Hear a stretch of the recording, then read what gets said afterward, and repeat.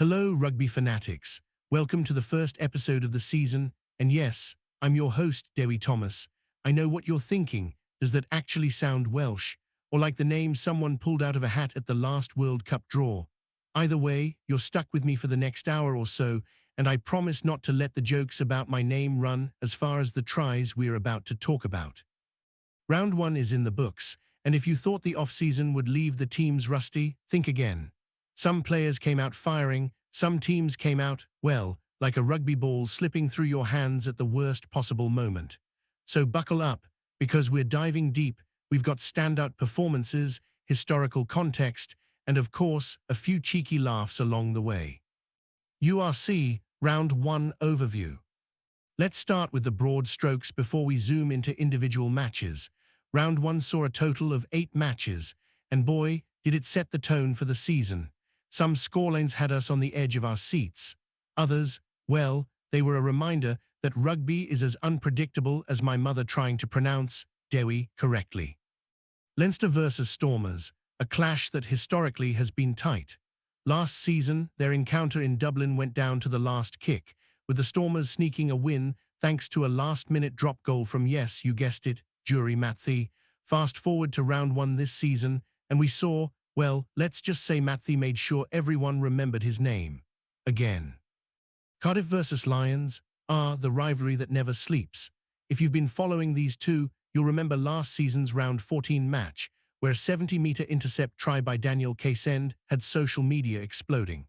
This time around, the game started with a defensive masterclass from the Lions, but midway through the second half, Cardiff's winger reminded us why he's the one we should all be bookmarking in our fantasy teams. Across the board, the first round already gave us a taste of what's to come. High-pressure tackles, brilliant offloads, and some questionable refereeing decisions. Was it perfect? Of course not. Did it make for exciting rugby? Absolutely. Let's take a look at the match highlights.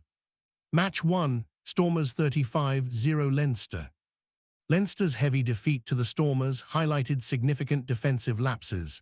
Despite a strong first half, their inability to contain the Stormers' attacking prowess in the second half was evident. The absence of key players due to summer tour may have contributed, but the team will need to address these defensive issues promptly to remain competitive. Match 2, Munster 33-20 Scarlets. Munster's victory over Scarlets showcased their resilience and depth.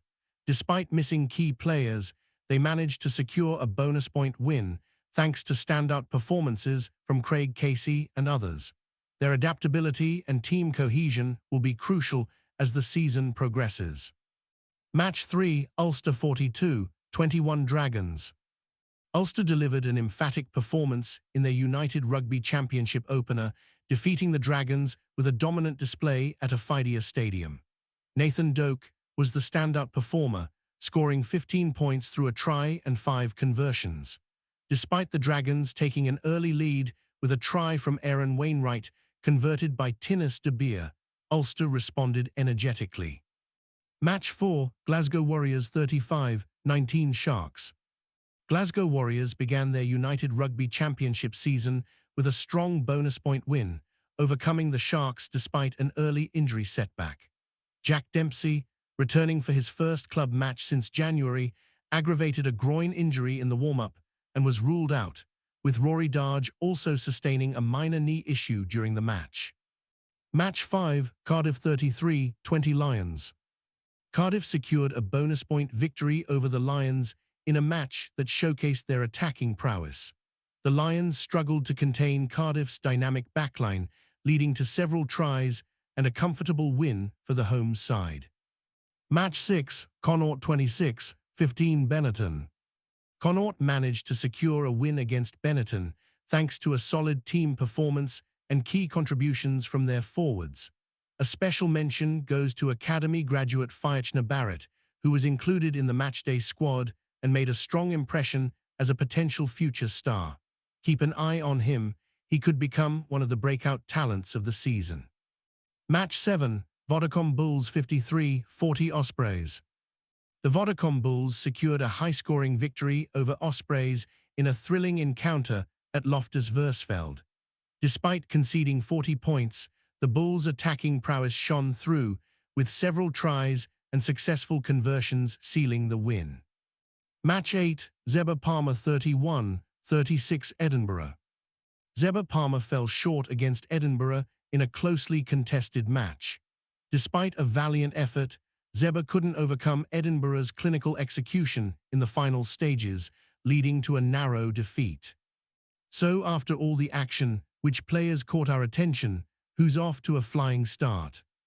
Nathan Doak, Ulster. Fast, clinical, and already looking like a serious contender for the top try scorer this season. Craig Casey, Munster. The tactical genius whose kicks could probably solve world peace if applied correctly. Sebastian Cancelliere, Glasgow Warriors. Reminds us why veterans still matter, blending experience with explosive speed. Fiachna Barrett, Connaught. An academy graduate who made a strong impression in round 1. Watch this one closely, he's a real talent coming through. And of course, keep an eye on those defensive stalwarts. They might not make the highlight reels, but they'll make or break a team's campaign. So that wraps up our round 1 part 1 of this podcast. We've had spectacular tries, tactical masterclasses, and a few moments where you just had to shake your head and laugh. Next up in part 2, we'll dig into tactical analysis, team-by-team breakdowns, and predictions for who's likely to dominate the season. And remember, if you're still wondering whether Dewi Thomas sounds Welsh or not, just listen closely, because by the end of the season, you'll be too busy enjoying the rugby to care. Welcome back, rugby fans. Now that we've relived the highlights of round 1, let's dig a little deeper and see what these results tell us about the teams, tactics, and who might be shaping up as real contenders this season. Because let's be honest, round 1 is always exciting, but it's also the first hint at who's going to make life difficult for everyone else. Starting with the Stormers, emphatic 35-0 win over Leinster, it's clear that their attacking game is in fine form. Jury Matthey was everywhere, slicing through Leinster's defensive lines like a hot knife through butter. Leinster, on the other hand, will be scratching their heads. How do you go from champions to conceding 35 points in a single game? Was it fatigue, missing internationals, or just a Stormers side that's sharper and hungrier this season? It's probably a mix of all three. What's certain is that the Stormers will be one of the teams to watch if they keep this intensity up. Munster's 33-20 victory over Scarlets showed a different story. This wasn't just a win, it was a statement. Craig Casey's tactical kicking was impeccable, and the forwards laid the platform for some brilliant backline interplay. Scarlets had moments of brilliance, but Munster's cohesion and discipline carried the day. Could this be the season where Munster finally find the consistency that has eluded them in past campaigns? If they maintain this level, they're going to be tough to beat. Ulster's 42-21 win over Dragons was a reminder that momentum matters. Nathan Doak was electric, scoring 15 points through a try and 5 conversions, but the whole team was buzzing. The Dragons took an early lead, which could have thrown a less confident team off their game, yet Ulster's composure was impressive. It's that kind of resilience that makes a championship run sustainable. Which raises the question, can Ulster maintain this intensity through the season, or was this just the adrenaline of round 1? Glasgow Warriors' 35-19 win against the Sharks also deserves a close look.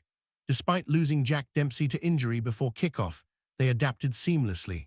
Rory Darge and the rest of the squad adjusted on the fly, proving that Glasgow's depth is no joke.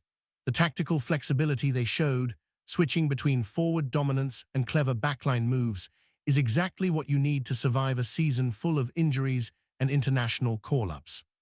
If Glasgow can keep players fit and maintain this adaptability, they might be the dark horses this year.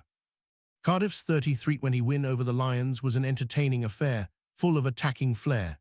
Daniel Cassend and the Cardiff backline showed they can create space out of nothing, keeping the Lions' defence guessing all game. The Lions were competitive, but Cardiff's discipline and finishing ability made the difference. Could this be the season where Cardiff finally capitalises on their attacking potential? With performances like this, the answer might be yes. Connaught's 26-15 win over Benetton was solid rather than spectacular, but solid often wins championships. Barrett's inclusion in the matchday squad and his strong performance hinted at a new wave of talent coming through. Connaught showed structure, patience, and defensive discipline. Benetton fought hard, but Connaught's ability to control territory and pace was the difference. Sometimes it's not the flashy tries that count, it's the team that makes fewer mistakes. Connaught seems to understand that already. The Vodacom Bulls' 53-40 win over Ospreys was perhaps the most eye-catching game of round one. 70 points in a match. Their attacking firepower is undeniable, but conceding 40 points raises eyebrows. Can a team that's so offensively brilliant also shore up the defense enough to win tight matches later in the season? They might need to, because the URC isn't just about scoring tries, it's about consistency. But when the Bulls click, they are unstoppable. Finally, Zeba Palmer's 31-36 loss to Edinburgh was a thriller, and it could have gone either way. Edinburgh's late-game execution edged them past Zeba, but credit to Zeba for keeping it tight and competitive. If Zeba can take lessons from this match, refine their defense, and maintain composure in crunch moments, they could be a surprise package as the season unfolds. Looking at the bigger picture, there are patterns emerging. Teams with tactical flexibility, depth, and composure, like Munster, Ulster, and Glasgow, are already showing they can handle pressure. Teams with explosive attacking talent, Stormers, Bulls, Cardiff, are showing they can blow games open, but they need to stay disciplined if they want to turn round one promise into a season-long challenge. And rookies like Thoma Barrett are injecting fresh energy into squads, reminding us that the URC is always about evolution as much as tradition. So what does this mean for predictions? The Stormers and Bulls look like early frontrunners if they maintain their attacking rhythm. Munster and Glasgow could quietly creep up on everyone else with consistency and adaptability. Ulster, with their resilience, will be a tough team to break down. And Cardiff, they're fun to watch and a threat to any team if their finishing remains sharp. Of course, it's only round one, so surprises are inevitable, because in the URC, who really knows what's around the corner? Round one has already given us tactical lessons, emerging stars, and moments of brilliance. Teams that can combine depth, adaptability, and composure with attacking flair are the ones to watch. And fans, get ready. If round one is anything to go by, this season is going to be thrilling. Wow, what a round one. Honestly, if this opening weekend is anything to go by, the URC season is going to be absolutely thrilling. Let's take a moment to reflect on some of the standout moments, the reactions that had social media buzzing, and the players and teams that really made us sit up and take notice. First up, the Stormers' demolition of Leinster. 35-0. That's not just a statement, that's a warning shot across the bow. Jury Matthew was sensational. Every time he got the ball, you felt like Leinster was just praying for a miracle. Fans on Twitter were practically having heart attacks watching that game, and who could blame them? Leinster have been the team to beat for years, and to see them outplayed so comprehensively in front of their home crowd was shocking, to say the least.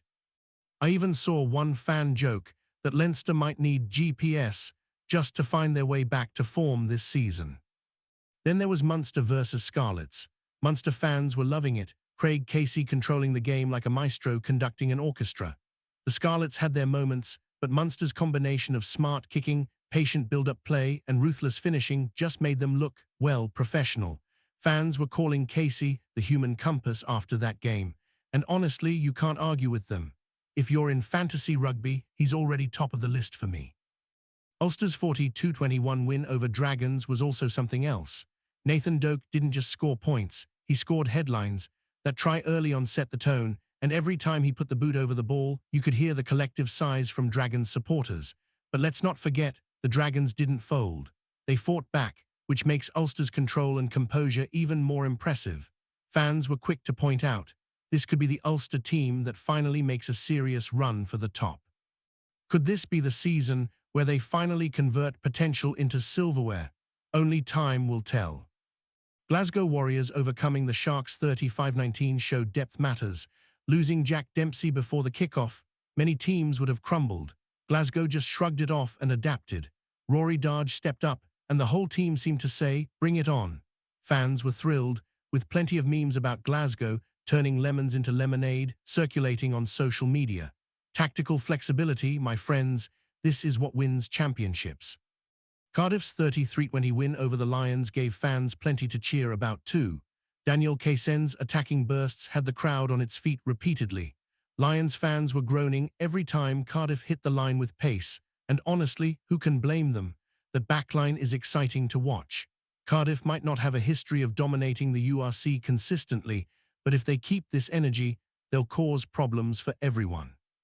Connaught versus Benetton was a more understated affair, but had its own gems. Connaught's forwards laid the platform, and rookie Fiachna Barrett, yes, the young academy graduate, showed flashes that suggest he could become a serious player this season. Fans of Connaught are buzzing, and rightly so. It's always exciting to see a new talent make their mark in round one. Barrett's inclusion added freshness, and it's players like him who make you lean forward and say, keep watching this guy. The Vodacom Bulls' 53-40 win over Ospreys was just chaotic fun. 70 points scored in a single match. How do you even process that? Bulls fans were elated, Ospreys fans were screaming at their screens, and neutral viewers were just clutching their hearts.